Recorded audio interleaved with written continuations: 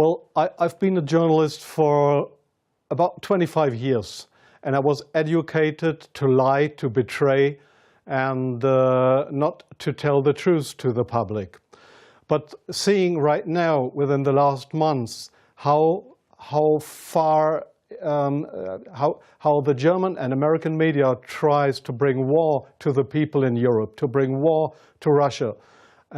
This is a point of no return, and I'm going to stand up and say it is not right what I have done in the past, to manipulate people, to make propaganda against Russia, and it is not right what my colleagues do and have done in the past, because they are bribed to betray the people, not only in Germany, all over Europe. The reason writing this book was that I am very fearful of a new war in Europe, and I don't like to have this situation again, because war is never coming from itself. There is always people behind it to push for war. And this is not only politicians, this is journalists too. And I just have written in the book how we have betrayed in the past our readers just to push for war, and because I don't want this anymore. I'm fed up with this propaganda. We live in a banana republic and not in a democratic country where we have press freedom, where we have human rights. If you see the German media, especially my colleagues who day by day write against the Russians, who are in transatlantic organizations and who are supported by the United States to do so, well, people like me, I became an honorary citizen of the state of Oklahoma in the United States. Just why? Just because I write pro-American. I wrote pro-American. I was supported by the Central Intelligence Agency, by the CIA. Why? Because I should be pro-American. I'm fed up with it. I don't want to do it anymore. And so I've just written a book not to earn money. No, it will cause a lot of trouble for me, just to give the people in this country, in Germany, in Europe, and all over the world, just to give them a glimpse of a view what goes up behind the closed doors. Yes, there is many examples for that. If we go just back to history, if you go into the year 1988, if you go to your archives, you will find in March 1988 that there was in Iraq, the Kurdish people have been gassed with poisoned gas. That is known all over the world. But in July 1988, they sent me to a town called Zubaydat, that is on the Iraqi-Iranian border. There was war. It was war between the Iranians and the Iraqis, and I was sent there to photograph how the Iranians have been gassed with poisoned gas, with German poisoned gas. You call it Lost and Zarine, mustard gas, made by Germany. They have been gassed, and I was there to make photographs how these people have been killed by poisoned gas from Germany. When I came back to Germany, there was just one small photo in a newspaper, in the Frankfurter Allgemeine, and there was one small article not writing how impressive, brutally, how unhuman, how terrible it was to kill decades after the end of the Second World War, people with German poisoned gas.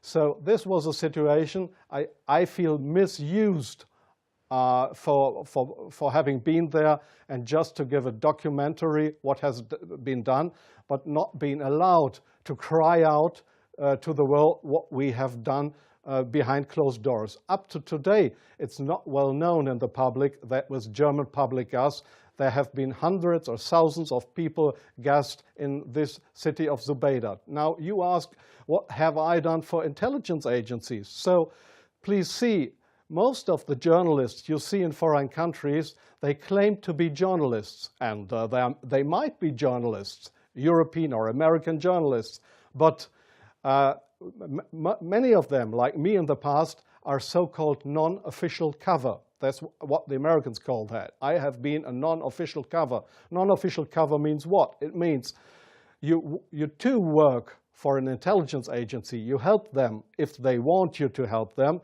but they will never,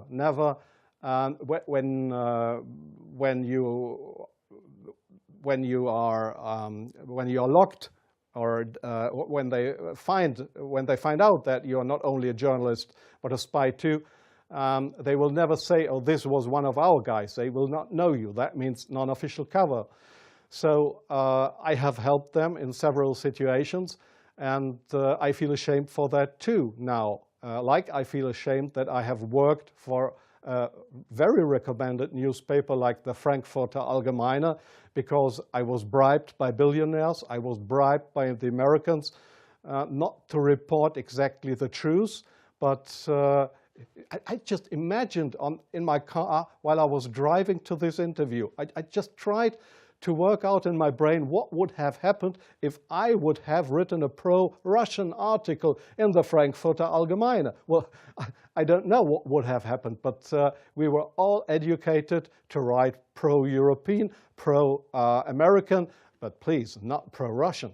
So I'm very sorry for that, but this is not what I understand for democracy and for press freedom. I'm very sorry for that. Well,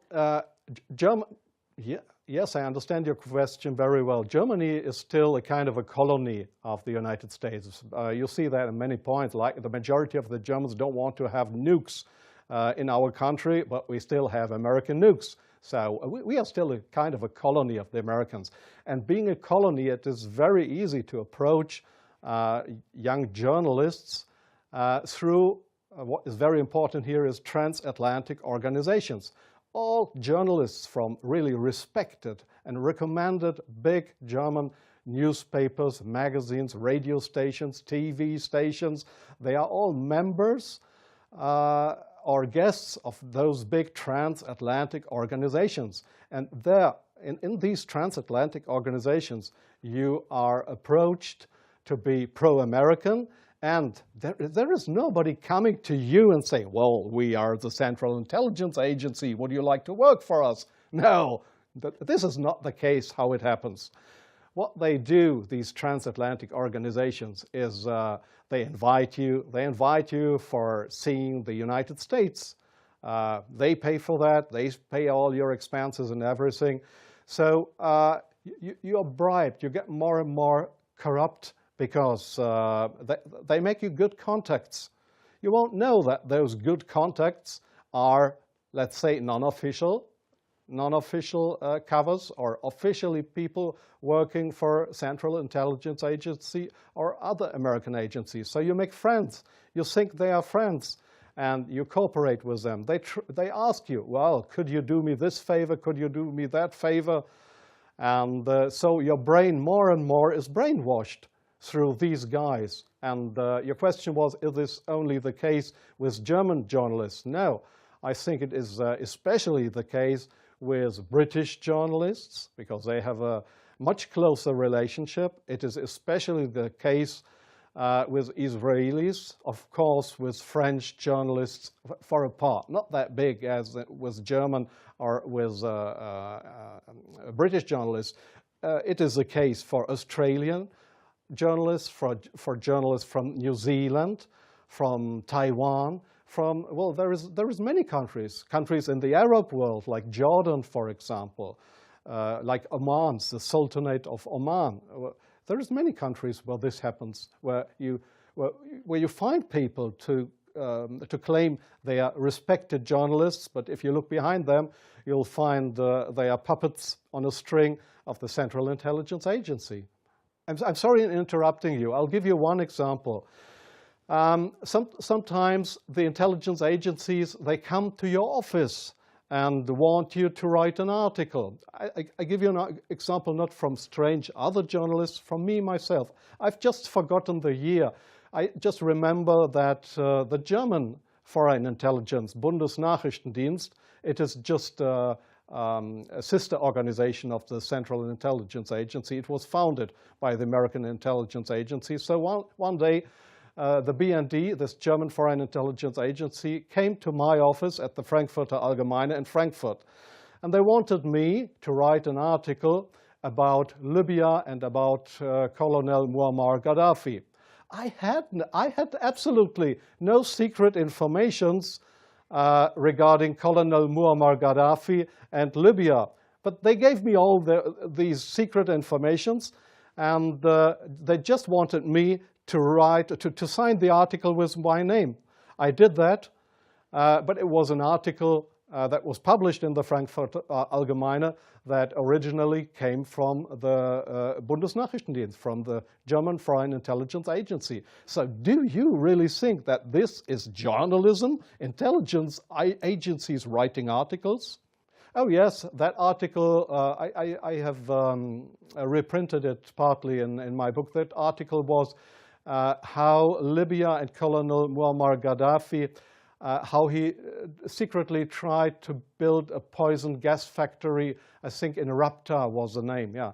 And I got all those informations. It was a story that was printed worldwide 2 days later. But I had no information on that. It was the intelligence agency that wanted me to write this article.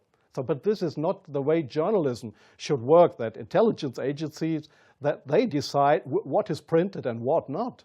If I say no, I give you an example from a very good example if you say no. Well, we have a rescue unit in Germany with helicopters for traffic accidents.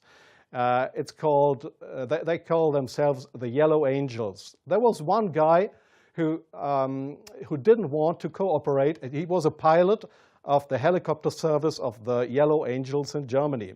This guy said no to the Foreign Intelligence Service, Bundesnachrichtendienst, when they approached him and wanted him as a non-official cover to work for the German Foreign Intelligence Agency, under, just to pretend to be somebody from the Yellow Angels. So what happened was that he lost his job. And the court in Germany, the judge decided that they were right, because such a guy could not be trusted. He was kicked off his job because he didn't cooperate with the Foreign Intelligence Service. So I knew what would happen if I would not cooperate with intelligence services.